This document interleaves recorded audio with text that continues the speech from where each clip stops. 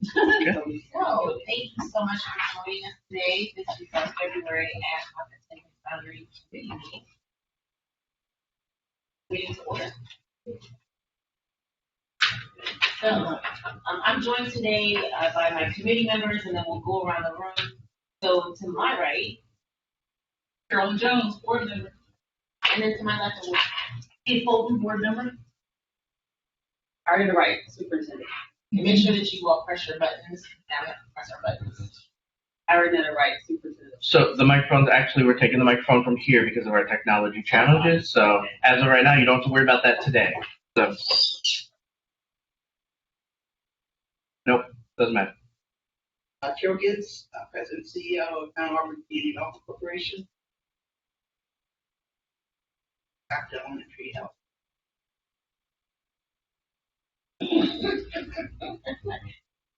Jeremy Gully, Chief Information Officer for Cincinnati Public Schools. Ian Hoyne, General Counsel. Phyllis Davis, the board's administrator. Allison Goodman, parent. I have 2 students at Pleasant Ridge Montessori and 1 at School for Creative and Performing Arts.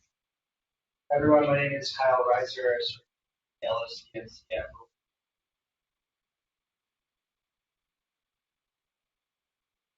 And behind the scenes, we did it. The man. Our treasurer is also online as well. Oh, great. And we have treasure liner online. So we have to operate like this is going to be posted. This is what's not being. Our agenda on the screen. Here. First order of business is to determine items of consensus. We have a staff person to direct that, or are committee members directing that? We thought that was coming from the committee, from what we all discussed. I'm going to defer to my partner in crime to my left, and then the partner in crime to my right. Board member Bolt. Thanks. I certainly look forward to this since the committee started. I think we have, through a number of efforts along the way, I think we are in different places of consensus on a number of issues.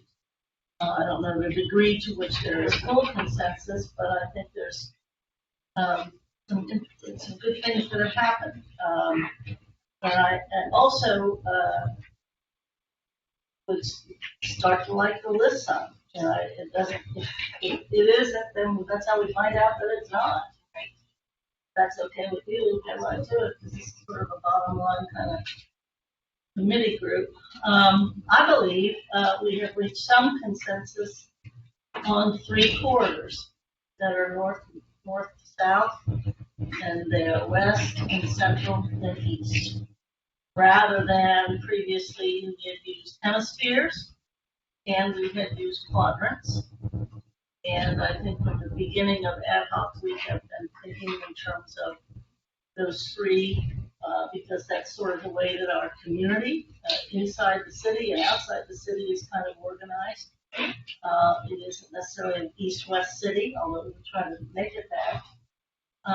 Its history is very much in 3 parts.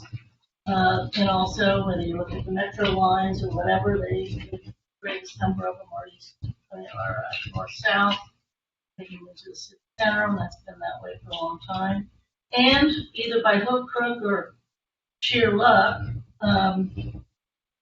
if we're talking about trying to have appropriate and equitable choices in all 3 of those regions, we come pretty close to it. Whether it's having K-8 buildings in all 3, I think we have that in 2 of the 3. Whether it's having Montessori east and west and central, we have that. Whether it's having K-12, so even our inventory of buildings, and to a certain degree, programming actually shows where we have coverage and where we don't have coverage. And I think it can, but I do think that the very base is that I think we are coming to grips with 3 quarters. I agree. Do you have any other ones? Yeah, I've got, me. Lord. Yeah, Well, go ahead. and you'll tell me to stop pretty soon. Alright.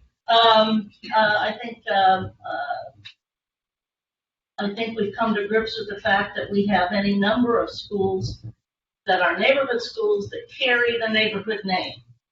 And then there are as many other neighborhood schools that don't carry the neighborhood name, and that confuses the world. Because they're all neighborhood schools. And it's kind of, we have to kind of classify them, in terms of, we've got, Bond Hill, and we've got Shibia, or we've got Coverdale, but then we also have like a Carson or a Chase or a Taylor, and I think we have to find a way to start to, I believe we are interested in making sure that all of those, both columns, all those schools that are neighborhood schools are somehow denoted by us as really being neighborhood schools and marketed as such. But I don't think they are necessarily marketed as such. So I think that's a consensus point, and we came up with that list and looked at that list. I think that would be helpful. I'll just do another one real quick. I think we know, and this is the big one, I think we know that we have to reorganize our district geographically and programmatically in order to better pursue not only equity, but also to properly distribute our resources and sustain the resources that we have. Those would be the first top three. I have many, many more that might be a little bit more narrow or specific, but those three, I think if we can get that started, that'd be great if that's the case. So, Board Member Jones, did you have any other items to voice? Thank you. I don't know that I have anything different, but I do want to add to something to that. But let me get some clarity first. Can you, Ms. Bolton, identify again the corridors? To me, that I like that better than boundaries. Corridors works. What was it? North to south, central, and west to east. Yeah, well, it's west, central, east, but they run vertically, if you will, north to south. So cuts the district that way rather than in quadrants or in half, like a hemisphere. West, central, east. Okay. General Oh, okay. So I think that I am with that. I think for me, there are a couple of things. The whole idea of reorganizing the entire district, while I see that as an item of consensus, frightens me, and I know we're not talking about this yet, but what frightens me about that is cost, the financial feasibility of doing that. And one of the things that I heard the superintendent talk about earlier is how we might phase in things. So I think it's important to note as we talk about consensus, if that is in fact one of the areas that we focus on, that we need to be very conscientious about that. Programmatically and just in the way it's planned out, because I don't see this happening in 1, 2, maybe not even 3 years. It's huge. So I don't know. I'm not quite sure. I think that's something that the superintendent can look at. So I'm agreeing to it from a consensus standpoint and what we want, but I just think it's going to take a little more look at it. The one thing that I didn't hear Ms. Bolton say is about enrollment and growth.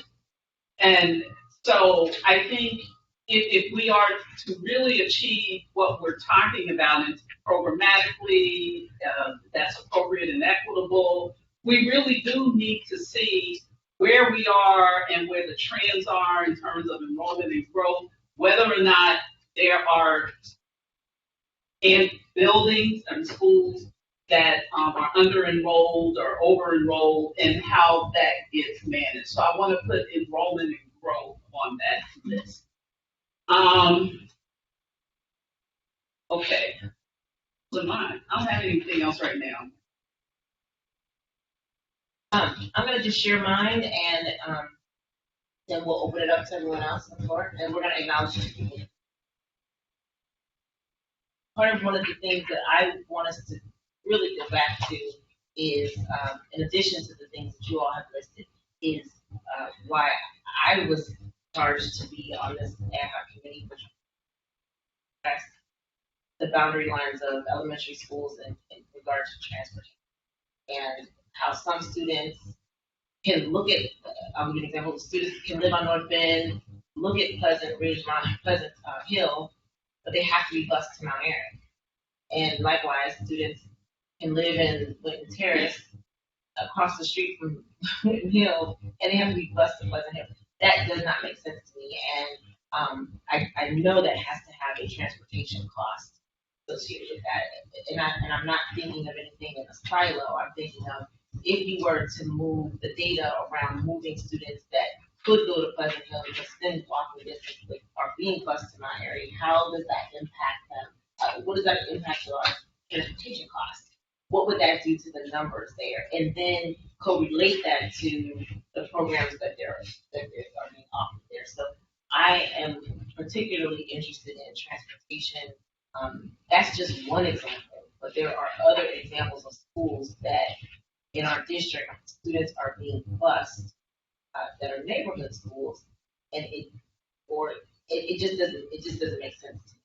So I would like to look at it from a transportation in addition to a problematic. I think that is a consensus. I think that was one of the justifications regarding resources. That how could this possibly impact both our transportation piece, our family engagement, and also how could this help? Something we used to care a great deal about is neighborhood revitalization. That we've spent a generation worrying about the neighborhoods that we're in or the communities. And I think your point is well taken, that the boundary lines have something significant to do with that for transportation, certainly for housing, certainly for family. And I would say we have several years ago, when we created CANS, did create that model where you maintain, if you will, the authenticity of particular neighborhoods, but you join neighborhoods together, create a boundary line that has the kind of diversity that we don't want to damage the diversity of our communities, but that cluster approach, and I do feel very, very strongly that, and I have for several years, Jones has had to deal with me for a while on this one, that when we created CANS, and we included those several neighborhoods up on the hill and Spring Grove Village as well, I do believe that the people in Winton Hills neighborhood, College Hill neighborhood, the Mount Airy neighborhood, probably would like to see that their neighborhood schools more reflect the neighborhood that they're in. It's a transportation issue, it's a community issue, it's a family engagement, and I think we have a Winton Hills school, we have a Pleasant Hill school, and we have a Mount Airy school that would be directly impacted. And Mount Airy would begin to impact on Chase. Mount Airy's, I think, enrolled in a reasonable number of kids, but Chase is slowly at least those north central corridor schools of Winton Hills and Pleasant Hill and Mount Airy, and tell people indeed. And it may not be only those neighborhoods, but it might be a cluster of neighborhoods.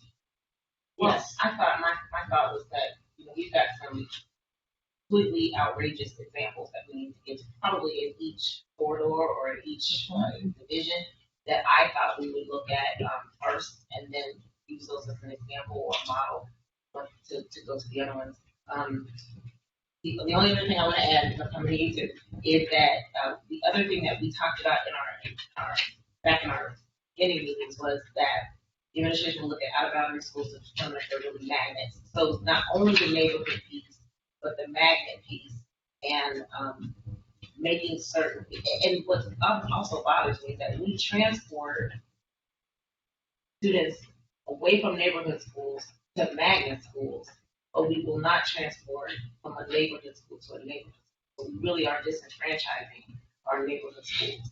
That is another kind of impetus for why I thought we were forming the committee, because it just seems ridiculous. So we wanted to look at the data. We wanted administration to give us the data on the cost, the programmatic piece is one thing, but the cost that we're incurring for just transportation alone, we looked at it from how many students pass their neighborhood school to go to a magnet school, but what is that cost associated with that? So those are some of the things that I am very interested in. We've had two new people come in. So oh, yes, ma'am. Yeah, just a real quick comment. I agree with that, the whole concept or the consensus around looking at the magnet program.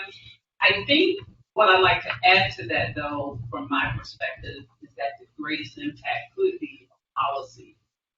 It's really us looking at our policy, and it could be not just for magnets, but in terms of everything that we're doing here, looking at what our policy says now as it relates to boundary lines, or as it said, as it relates to magnet schools. So I'd like just to add that to the magnet thinking, that our current policies sort of drive the way everything happens, the way you're describing it. So looking at policy with regard to enrollment in magnets or enrollment and transportation and everything, it factors into that.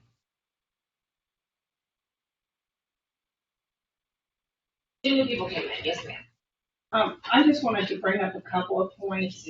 Oh, I'm Julie Sellers from CFT, and I've been around for 30-something years, and I've been through a lot of different changes of restructuring, recreating neighborhoods. But I know that during the facility master plan, there were neighborhoods and schools that were just like their boundary lines were completely off kilter from the school. I know that happened in Price Hill, but they always said we're going to wait and redo it all at the facility master plan. And the facility master plan ended more than 5 years ago. And so I don't think waiting 2 or 3 more years is an option that we should be considering. I know that when we did the restructuring of the whole it was the north side restructuring, and included Pleasant Hill, Kirby Road, Chase, Schwab, Mount Airy. We did that, and we did it before this time for the following year, but I don't think they didn't do it 2 or 3 years out. And that was sending kids everywhere. But you could do a phase-in of a new neighborhood where these are the new boundary lines, but that doesn't mean you have to force kids to move. When we did the north side restructuring, which ended up being kind of successful, it was they did it. Everybody had to change schools based on wherever you lived. You were moved. There was no phase-in. It happened all at once.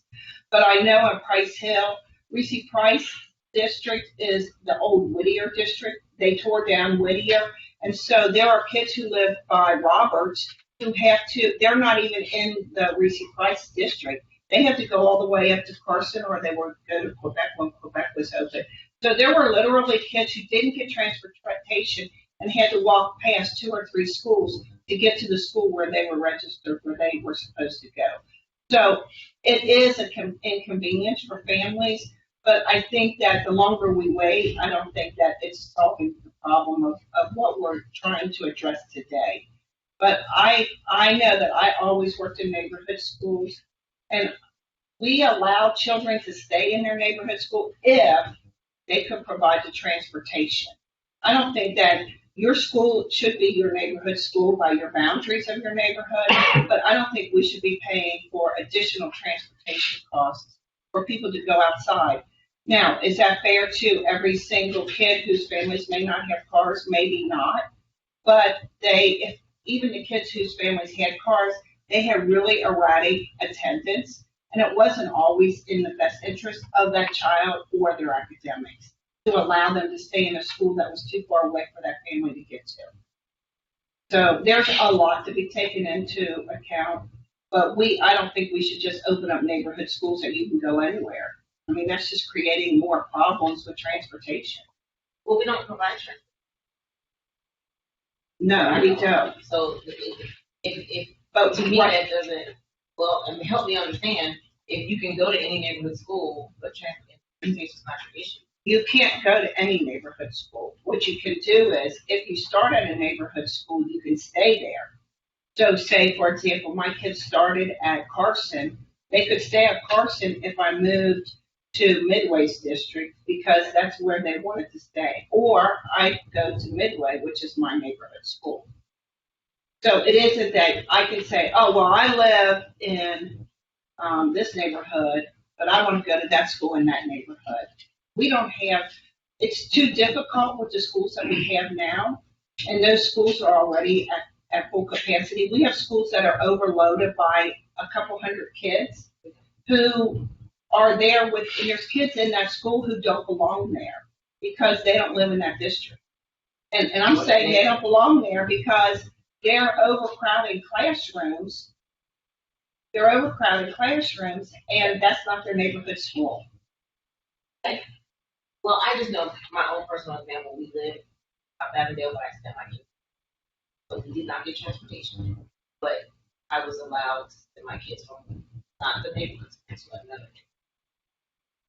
So, or would you? No, go ahead. I can wait. So the policy that Julie's talking about actually started in the early 90s when we went from 3 areas to 4, which are quads. And they did suddenly just say, here's your neighborhood, that's where you have to go. But it was because of the transient issues with children moving around. And Ginny wrote put that into effect. So that if a child was going to a school and parents moved, they didn't have to go to that. They changed, they could continue to go to that school. That was just but we had, and I think I mentioned this last time, we have a lot of children at TAP that are from Brazil.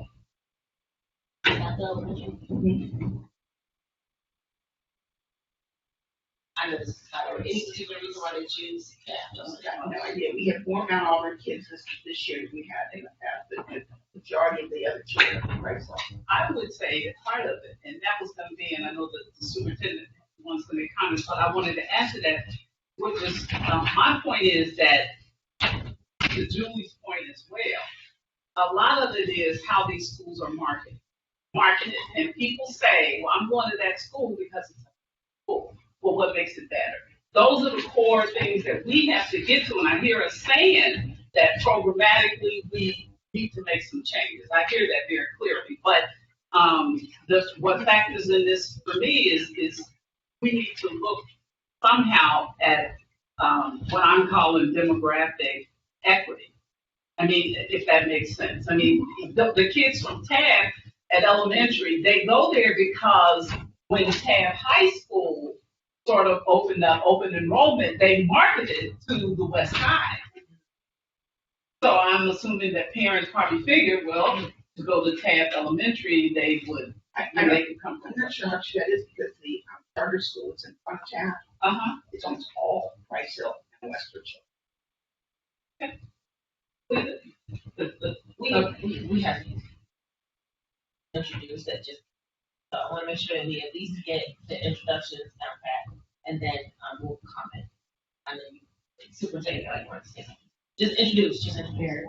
Tracy Howard, Community Learning Center Institute. Been from Miami, Cincinnati, and NAACP. Just a couple things. Thank you.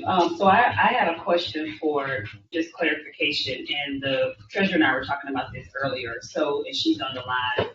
But for the example of Pleasant Hill,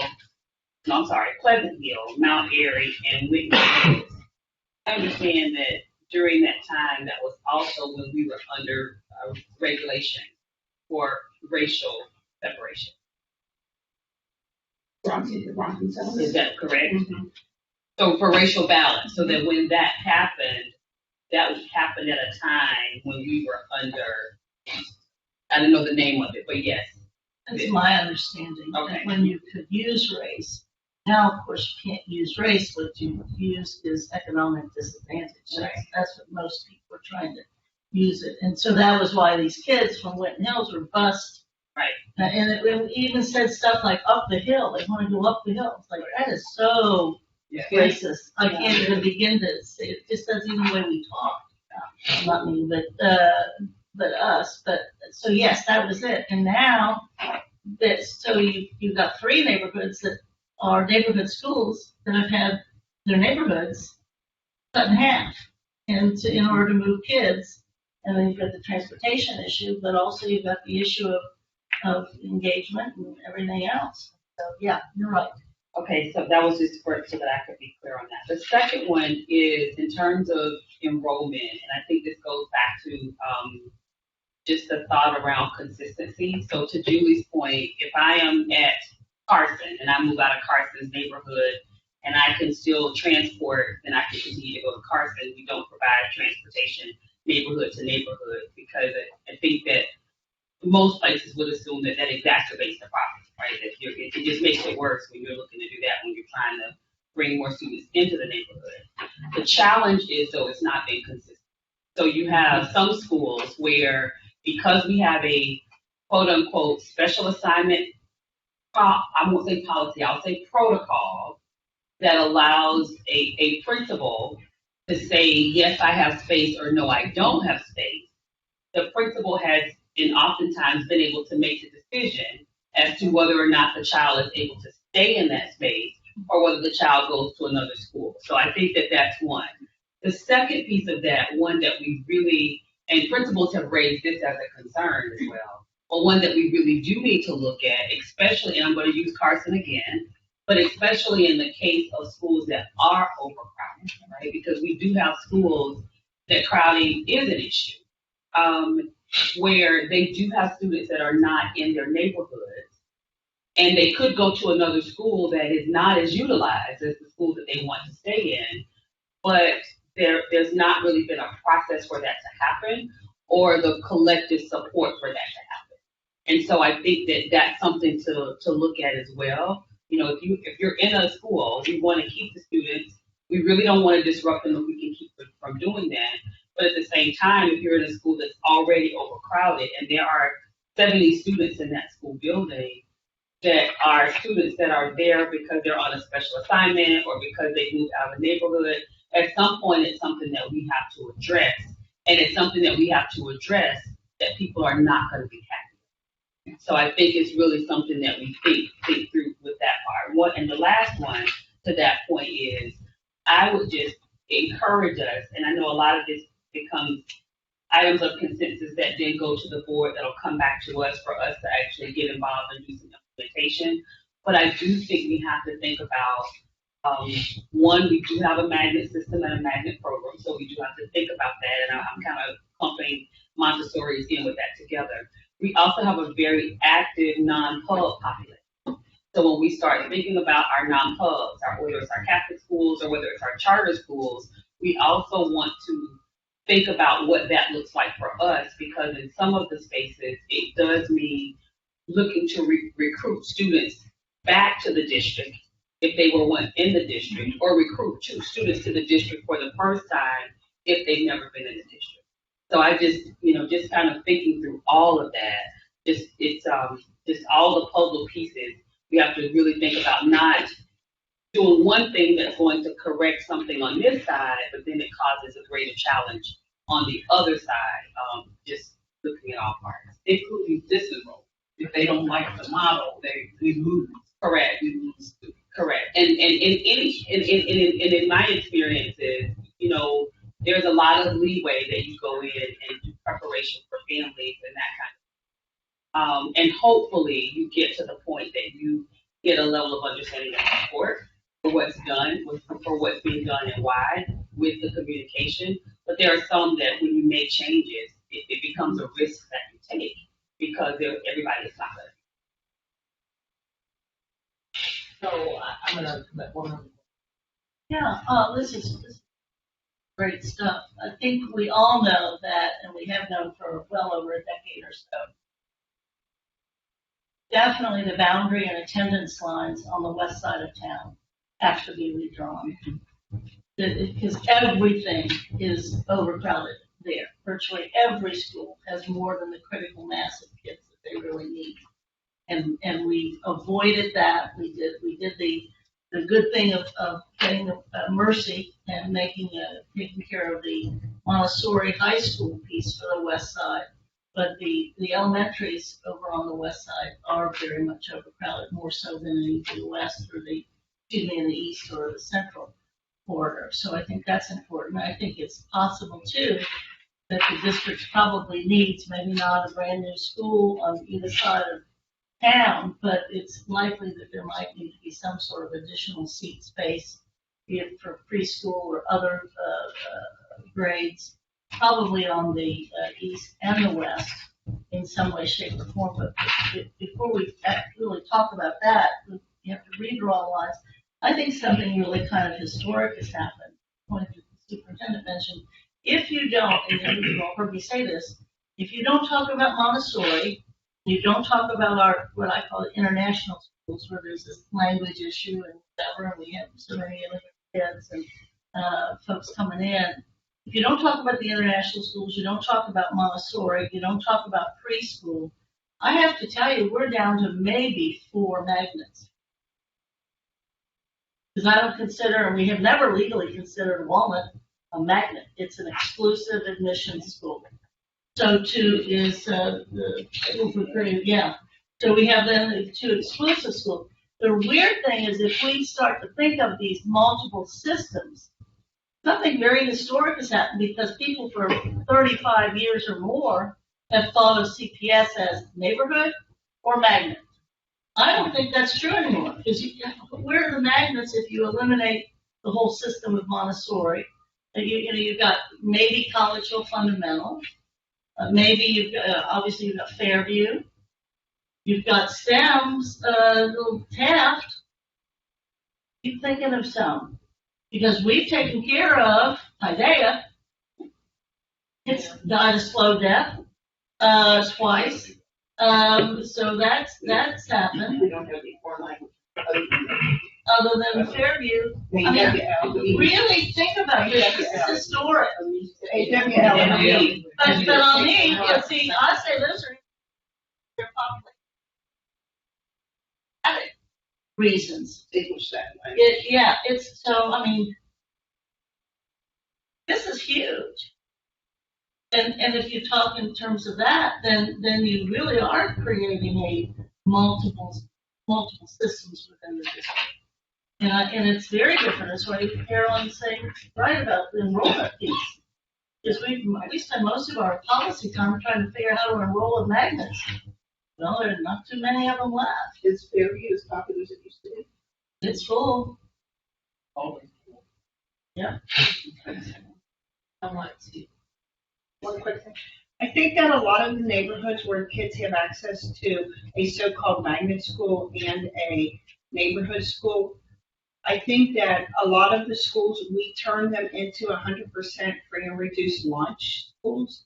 And so people see that as that's a school of poverty and this is a school that might not be poverty. And I think people are selecting schools or not selecting schools based on that. And so many of those schools that are 100%, they are considered title schools that are 100% free and reduced lunch. Their population is not 100% free and reduced lunch. And so we have to, if we want to keep the middle class in our district, which is socioeconomically the best way to help all students increase academically, we have to start thinking about how are we marketing our schools and why are we marketing our schools as 100% poverty. But I also think that, to Julie's point with that, I also think that a lot of that conversation has to start with programming and marketing. Because right now I think that the representative was here at the last meeting, but for example, Cairns, right? We know that Cairns is a very diverse school, a very diverse population, and right now Cairns is trying to lobby to become Title I because they want the additional resources that go along with it. So I think that it really becomes how we begin to think of, we as a district, not recently, but from everything that I've done in terms of research, we as a district have not collectively marketed all of our schools. We have marketed some of the schools, but we've not marketed every one of them. And the district has done a great job of putting programs in schools, of trying to match some of the some of the differences and the nuances across the community. But now we need to market what's in the school buildings. We need to augment what's in the school building. Thus the reason for the audit to start with. So I agree that There are programs that we have to respond to, and there are areas that we have to respond to and look at how we do something different in that space to be responsive to it. But I don't know if it's just the fact that we remove the free and reduced lunch. I think about all of our 9 schools, for example, that there were, after the federal government said this year you could no longer give everyone free and reduced lunch because of, the COVID, we were going back to pre-COVID expectations. There was not a school that we didn't hear from, right, where they wanted the resource of being able to have free and reduced lunch. And that didn't happen without that federal requirement being lifted. So I agree. I think that this is wonderful conversation around it, and we're thinking about the right things, but where we're looking to move right now, yes, there are some things that we have to do in the school programs to augment the programs, or really getting to the point that we are also marketing what's in the program. One. The second is, and this is the last thing I'll say on this, but we also have to think about ourselves no longer as a have to recruit. We have to recruit students. We have to go beat the pavement, knock on the door, and recruit students. Right now, with our program outside of Walnut and maybe SCPA, a lot of the recruitment for the students is incestuous because it comes from other students already in the district.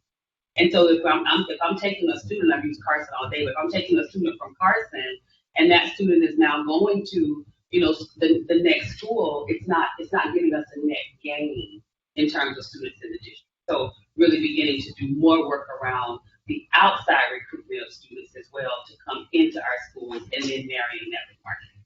I don't have anything new to add. I just wanted to make a really short comment. I think the marketing piece, I'm on board with that. I think that's absolutely part of it. But when our public looks at these schools, when Julie said, which I hear Julie's comments, I don't totally agree with that, but what they look at is the report card. They look at the neighborhood schools as being failures.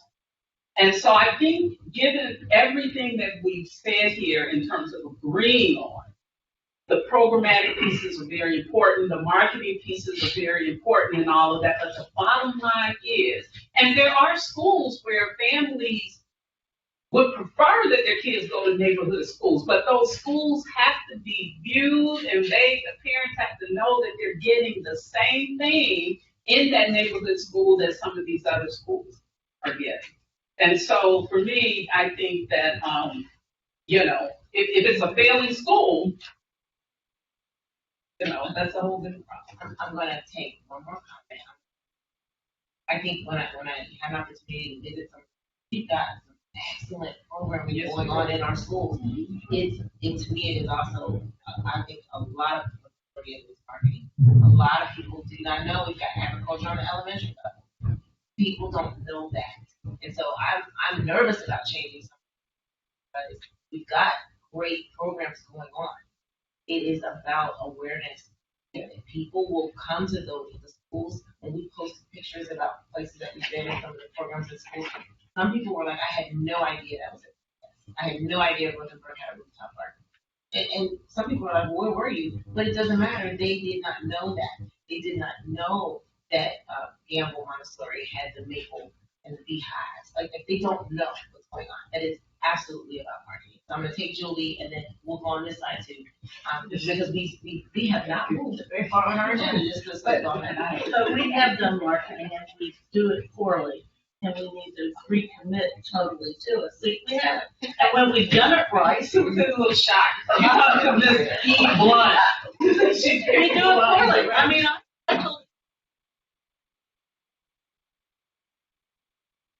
I specifically said that.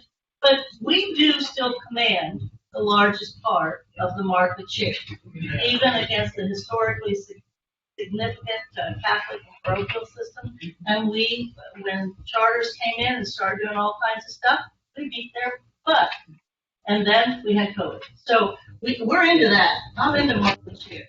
That's right. Go to Julie, and then one or two comments on here, and then we'll move down the agenda. And this is just to Carolyn's comment. When you look at a school's report card, you are measuring their socioeconomic. And so the quickest way to improve a school is to have greater socioeconomic diversity within that school. And so, but people are going to say, I don't want to go to that school because of the report card, but that's just because it's a high poverty school. Right. But I will say this, Cincinnati we're not as failing on perception as what most people think, because I've been involved with Ohio 8 for a long time, working with all of the urbans.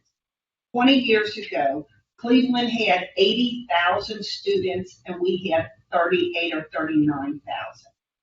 Today, Cleveland has less students than what we have. And that is because they were not able to keep their middle class within their district, and they had a huge expansion of charters and vouchers because of the state takeover.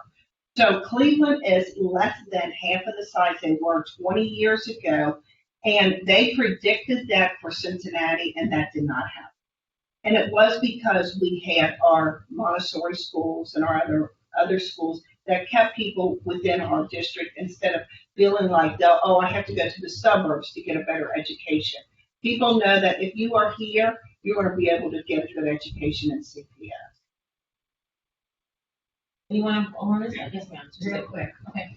I have to tout the work of community learning centers. Yes. Each school is individual that should represent its neighborhood and the community around it. So as whether they're neighborhood schools or magnet schools or the big Walnut and SCPA, they should be doing the work of the engagement of the community and the families to represent that out in the community, not inside the school. So and I know we're schools, and that's our business of educating kids.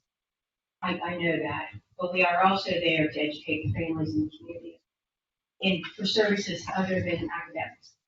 So there's my 2 cents. And I will say, regarding your 2 cents, I'm gonna add 1 or 2 more, because we are known nationally for our community learning. I know, but So, we in Cincinnati, yes, we don't know that. So yes, shame on us. it is. We are really doing. Thank you. Yes, ma'am, do you want to know? I would. One is a question. So in your conversations about kids moving and staying, I want to clarify, is that like to finish the school year, which would give them continuity with their teacher and their classmates, or does that continue indefinitely? Like, are you talking about Depends on each principal. yeah, so And- like and who finishing the a kids school are. year, getting into that like February, wrapping up, like all that feels very good to keep a kid in their space, but like at normal transition periods, like over the summer, that transition to the building where they're moving would feel like it could work better. New kids coming in, starting in a new classroom. So I wanted to clarify kind of, but if that whole protocol and policy is wonky anyway and not consistent, then that question doesn't really have a true answer. I understand.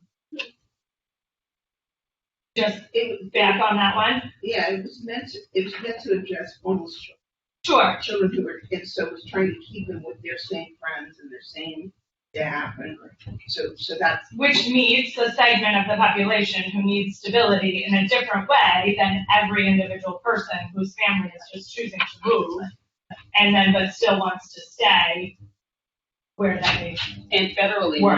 now That's a homeless different whole students beast. are students that Yeah. are housing insecure. That's a part of the federal guidelines. Right. So you do everything. everything to possible keep them to safe. take that right for sure. So maybe we need to look at the data. Let's look at the data on factors in the shoe. What factor if we had? Me too. Housing insecurity or? No, I mean, like The the numbers students that. that's in their schools where don't live in that district. Right. Okay. Well, I don't know that you know. Yes, I thought we had some data on that, and the reason why I'm saying that, He spelled that. yeah, I thought we saw some data on that. So just to clarify, we're talking about the number of students who are attending the school but do not live within the attendance boundary for that school. Yeah. Yes. Oh, yes, yes, we- yes. Yeah, that's been a Yeah. big factor Yes. from the beginning. Yeah. Yeah, But again, it's policies. absolutely. Right. That's a Really. different piece. I think we know a lot, we Yeah. just have to. Well, I'm saying that to say And that's that. where you can. That if we had the data on that. Yeah, what we're actually seeing. Yes, ma'am, and we're gonna move from consensus, I promise you. Well, and I mean, there's at least 10 more points of consensus maybe we can share, well, I think our consensus points. I do want us to say though, that we have to have a certain number of children in schools in order for schools to be able to deliver programs. And this committee has talked briefly about that. There has to be a critical mass, or you're not gonna have art and music, or you're not gonna have enough teachers, or you're not gonna have the social worker, or you're not gonna have the site. So all this, as we talk about attendance boundaries, indeed, it's the board that draws attendance boundaries. They came and told us that in policy, I think, 2 years ago. That I think we have to also say we have to be looking at the capacity of each of our buildings as well as the attendance boundaries for each of our buildings in order to have the programming that we need, because we have way too many, as we said, small buildings, and there's ways that we can address that, and that would improve the overall programming for everybody. And I'm sorry, I'm gonna just say this, and I'm sorry for wondering. I am nervous about mandating something from a district level to schools individually, because they know their culture. I think some things should be, but if a principal says, hey, let's keep this family, but we got this big old policy, this is nothing happening. It just feels icky to me when the principal knows that building and they know that culture. I don't know how we could get around that, but it just feels like the kind of stuff that snowballs real fast. yeah, it does. Of course it does. But it just when everybody wants their one individual, what that looks like on a district our size is messy real quick.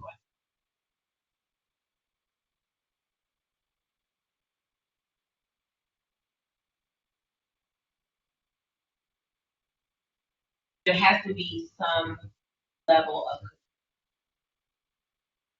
because they know that. I would hate for it to be gotta turn family away.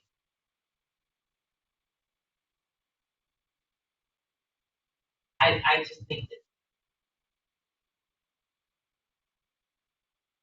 Okay, may I add one more thing in terms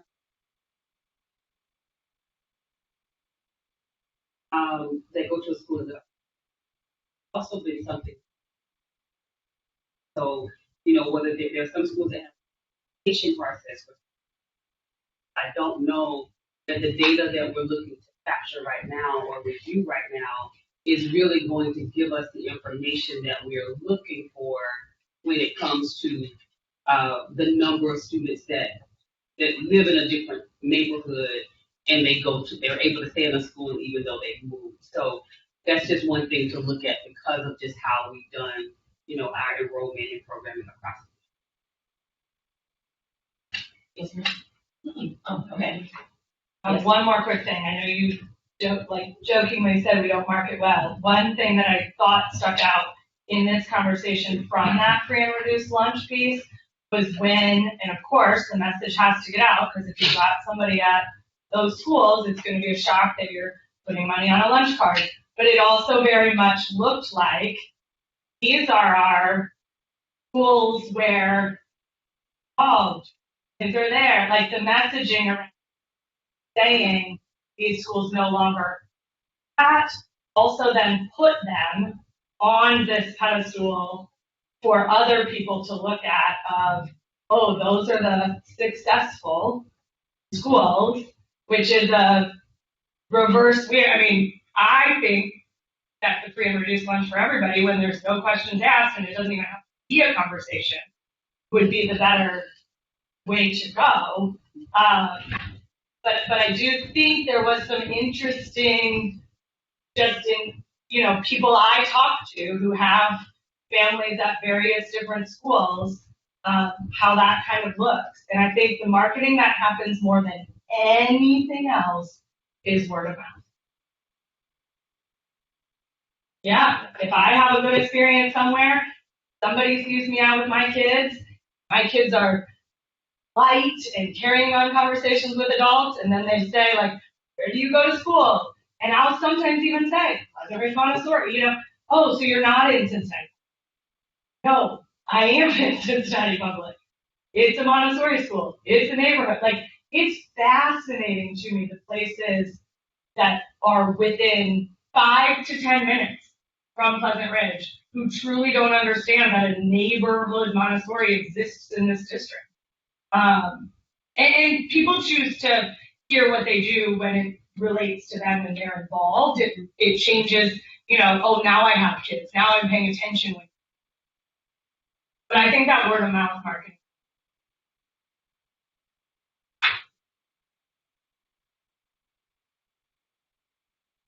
Yes, next item. Discuss central, east, and west corridors. Everything. I can definitely kick us off. Let's go.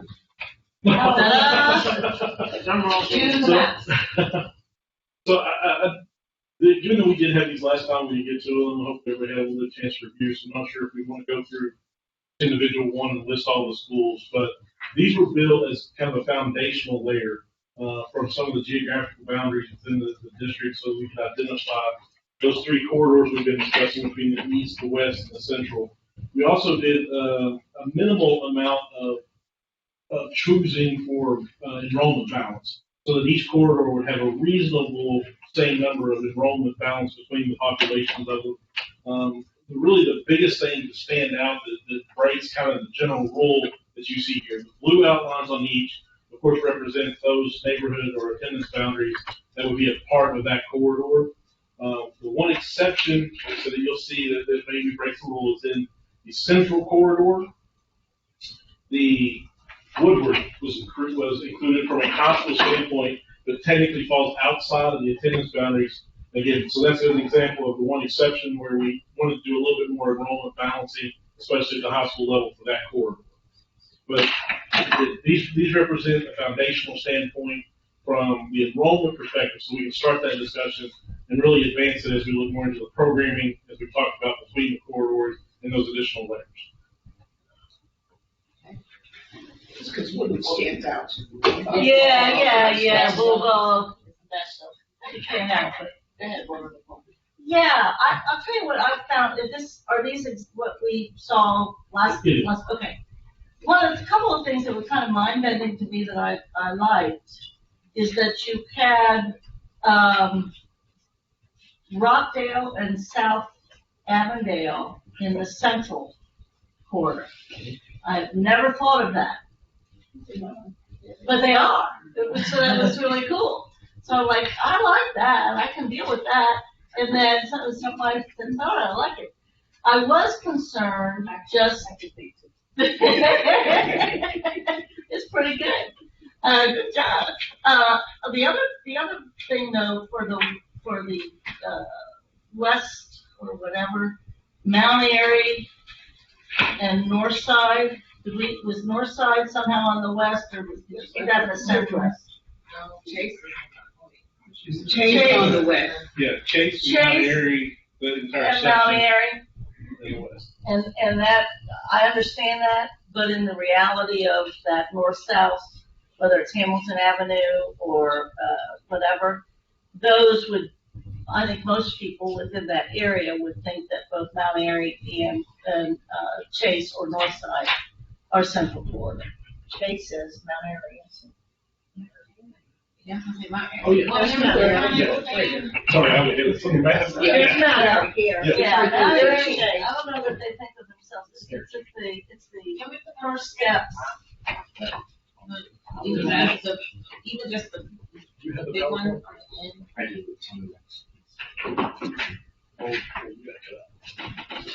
It's the PowerPoint tab, Jeremy.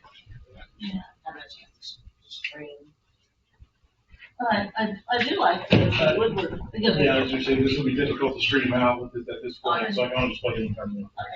But I do think Mount Airy, that's cold. It's on board docs, Jeremy.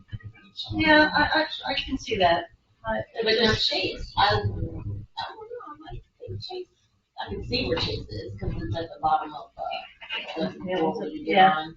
Yeah. So, I think there's some schools in the central area left out.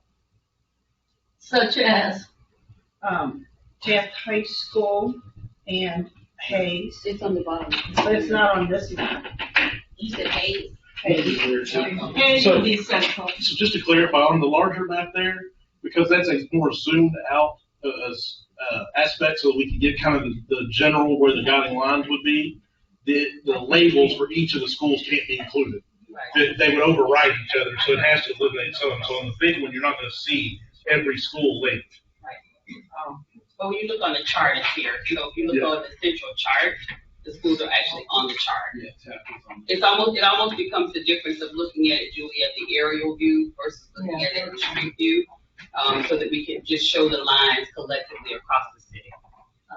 I'll give up now, Mary, if everybody thinks it's the west side instead of my neighbor to the west.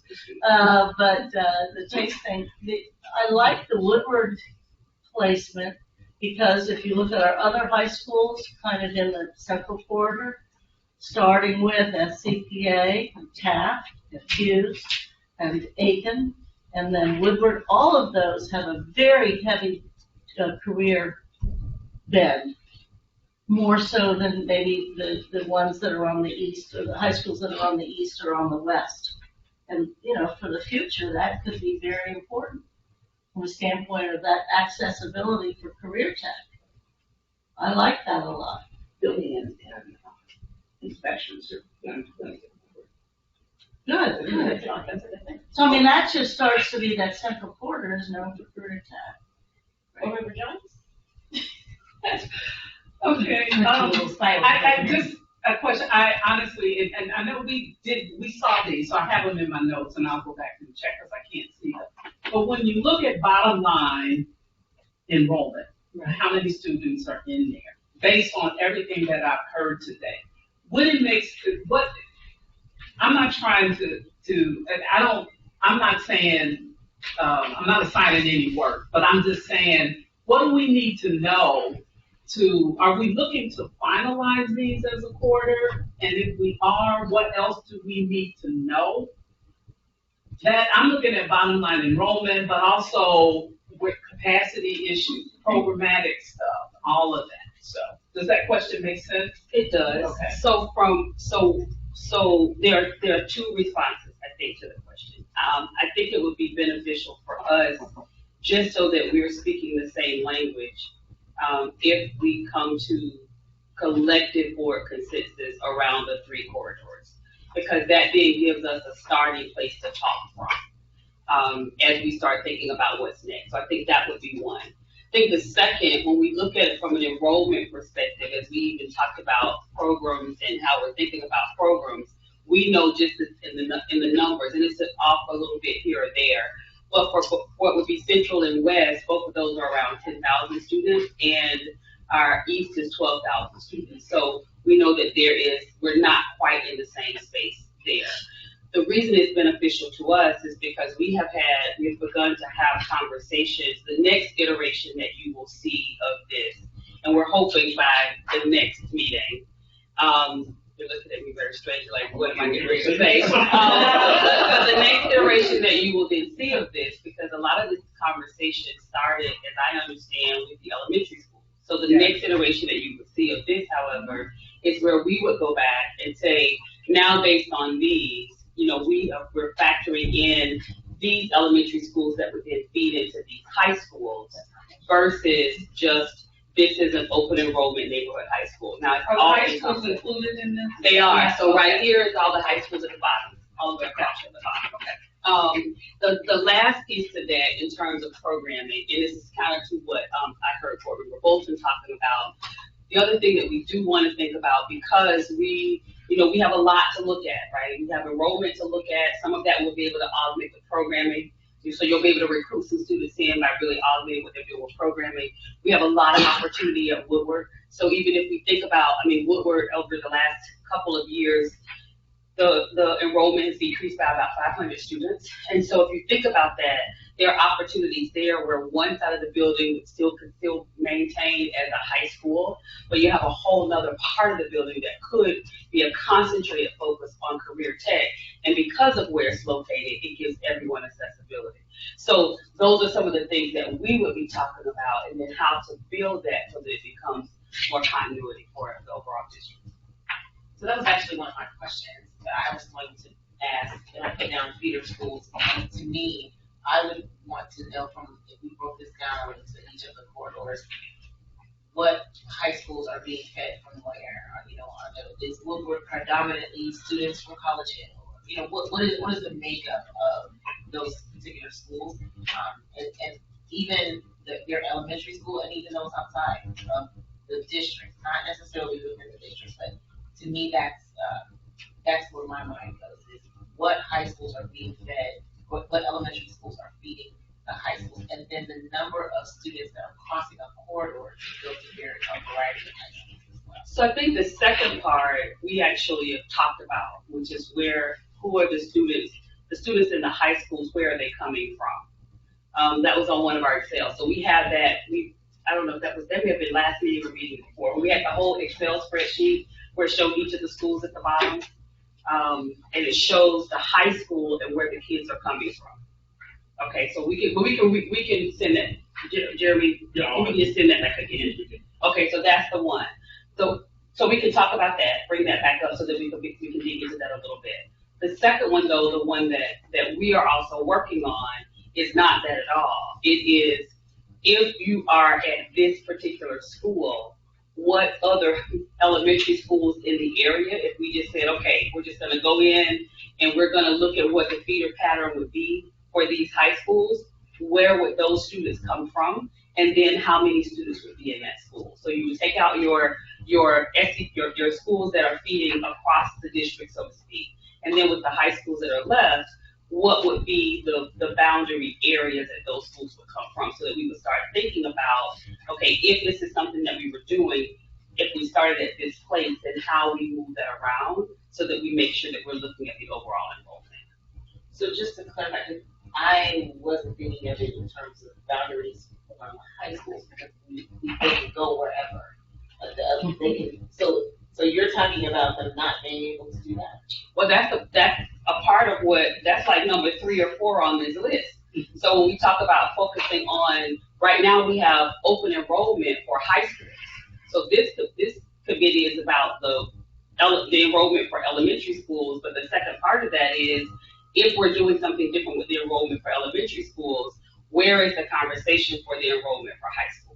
So if we're just thinking about kind of that pie in the sky kind of thought, if we're going back, as we continue to hear across the board, we hear a lot about going back to neighborhood high schools. If so, what might that look like as a starting place? So then we are able to have some discussion with them.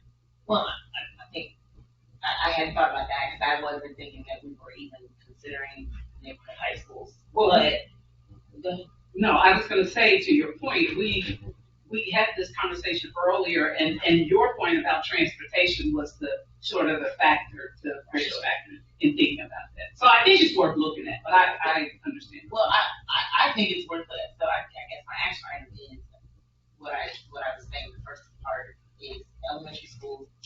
What high schools are being fed from what elementary school? Transportation is impacted with regard to high schools, but it's different. So I wasn't thinking about neighborhood schools. I don't know if we discussed neighborhood high schools in any type of broader conversation. I'm gonna go to work on that. I think Ozzie Davis raised it our first meeting. And I do think that this is the natural progression of where we are. Not so much of feeder schools, like in my youth, you went to College Hill, you did this, you did whatever. I don't know if it's that as much as it's addresses anymore in the world that we live in, rather than a school feeder. I think things broke down the minute that stopped being school feeders, because I think that was probably the most educational sound. You're going to hear me say something I've never said in 16 years on the board. Slow down. Whoa. To slow down, because how many of these consensus points did Eve put on here? I'm like, okay, slow down. 4 or 5, and I think I was right. But I'm just saying that it is obvious that high schools of choice across the district, we can't afford that anymore. It's gone. It's over. We can't do that. We can't transport these kids. We can't offer that kind of programming. And that is something people really love. especially if they're legacy kids or whatever, if their parents went there, all that kind of stuff. But I do think we have to frame this in a way that says we're not having high schools of choice across the board anymore, and people will understand that. But I think what you're going to have to find is that combination of, quote, neighborhood high schools and citywide draws. You know, in many instances, it could be the vocational and the career that could be citywide or some kind of stuff. That we're going to have citywide and we're going to have west and east. And it makes sense that some of our high schools are literally neighborhood high schools rather than school theater. But I'm just saying, it'd be great to be able to kind of think through that by the next time we met, so that we are saying this radical thing about no more of the high schools of choice, but also the plan that does a nice mix of it that makes sense for us. I'm just gonna I do see you. So I'm just gonna say that to me, we have not perfected the neighborhood elementary schools. So to have a discussion about neighborhood high schools and to in that same discussion talk about how we're not able to do high schools of choice and we're actually talking about neighborhood high schools secretively, covertly, feels very uncomfortable to me. So I'm just putting that on the record. I don't know if we can afford to do high schools of choice because we don't have the data to be able to say that.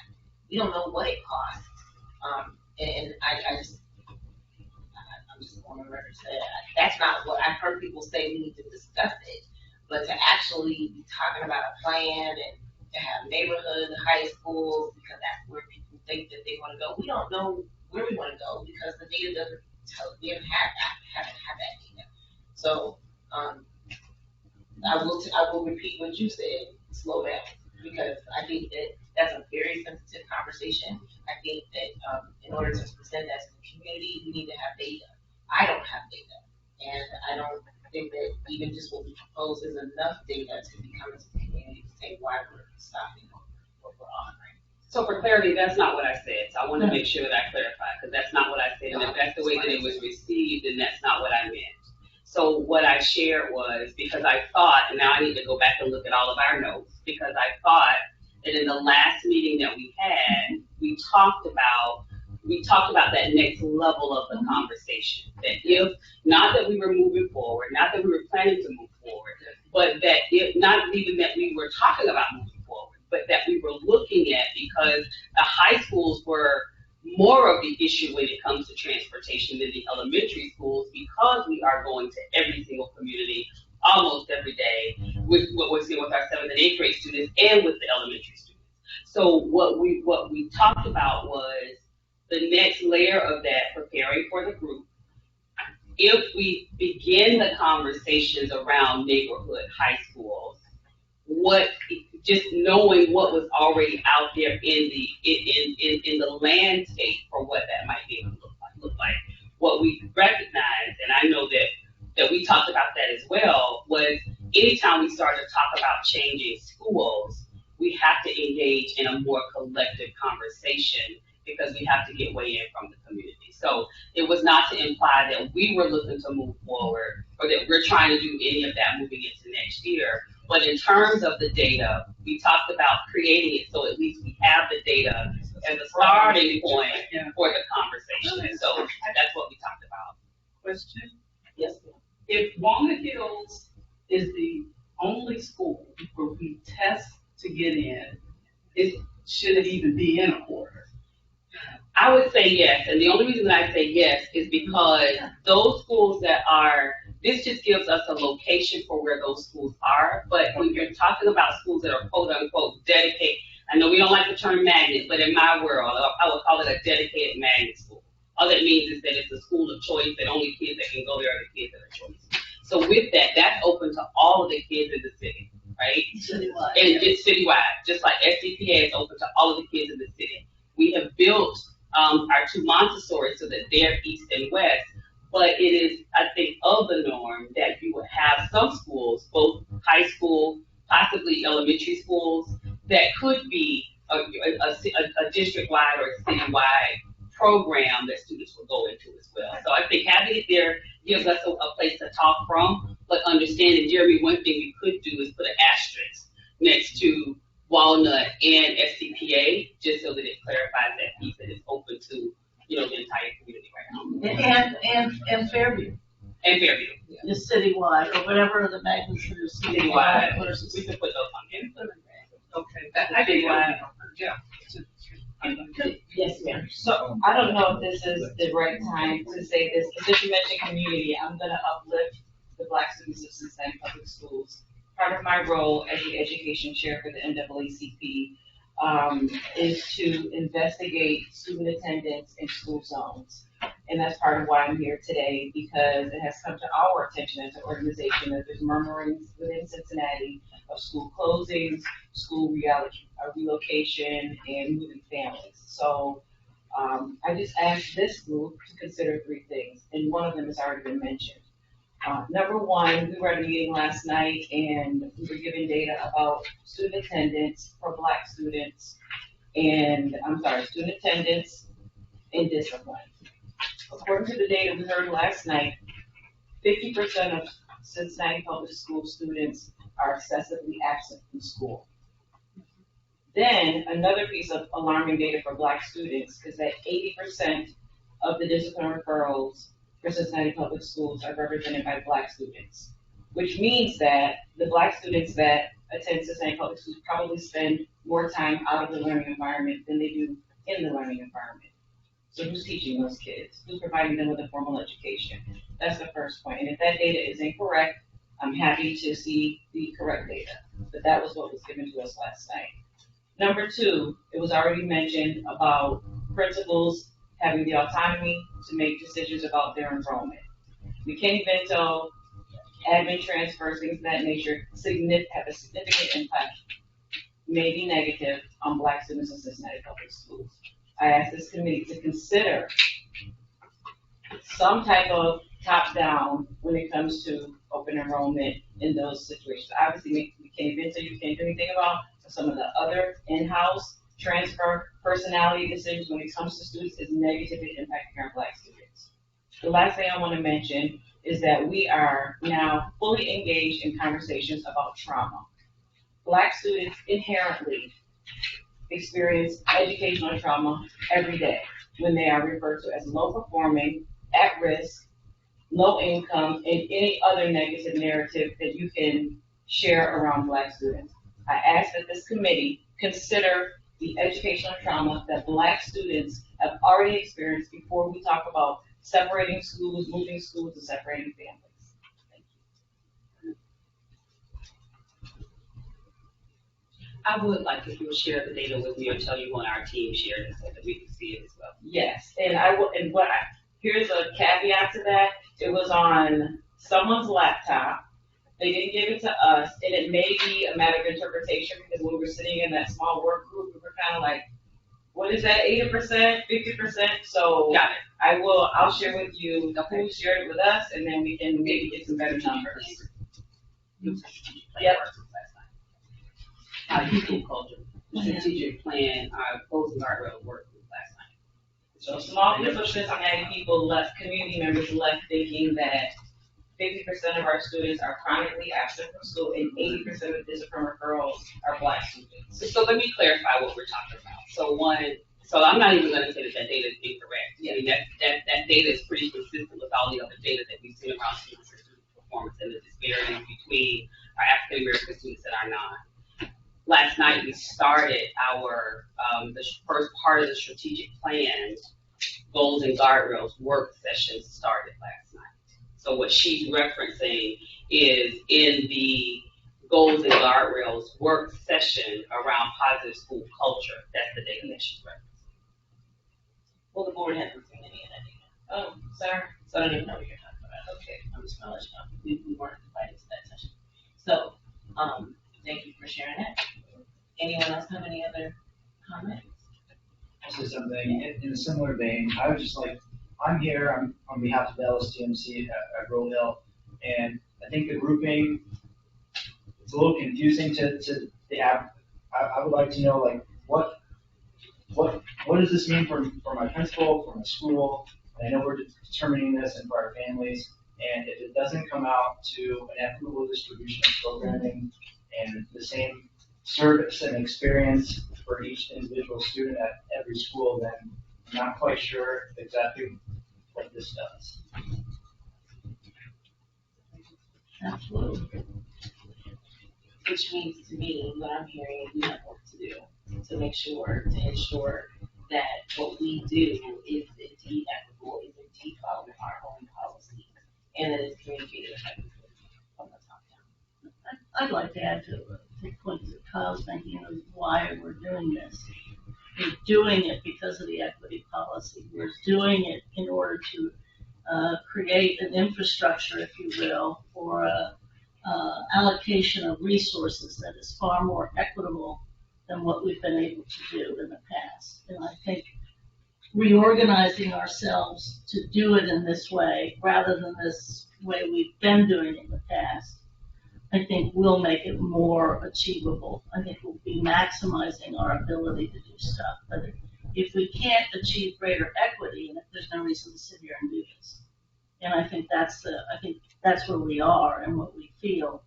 So, but I feel we're confident that it helps give us guidance and a structure and infrastructure to do better by our kids and our families. But yes, that you be the watchdog on that, because if we can't do that,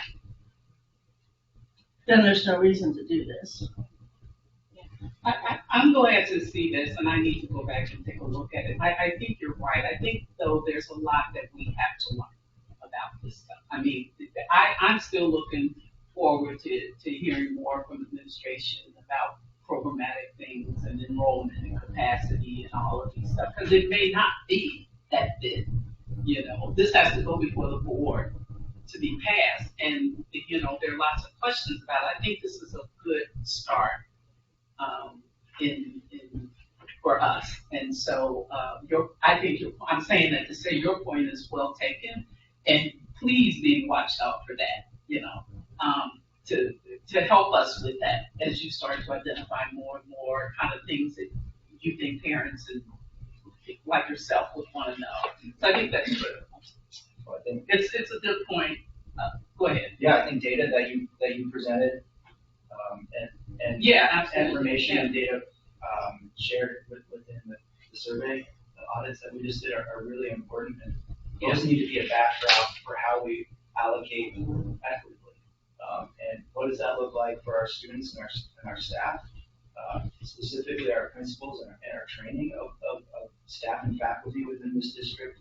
I know there's a lot of issues that have been brought up, and it's not just one meeting that's going to solve everything, but the equity piece has to be first and foremost. And if this is a grouping to make that happen, I'm all for it. I just want to make sure that as we move forward in this process, that it's transparent and that our parents and students, and I know that LSTMCs have a big part in making that happen, but making sure that everyone is in the know. Can I ask a question about our next meeting?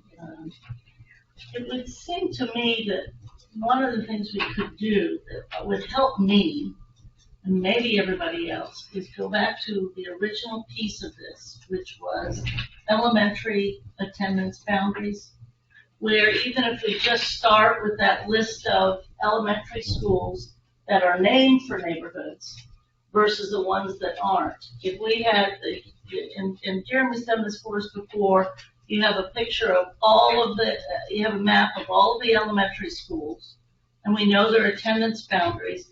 What would it be like if we could look and see where there are gaps or overlaps of the attendance boundaries for those, and it's which schools they are.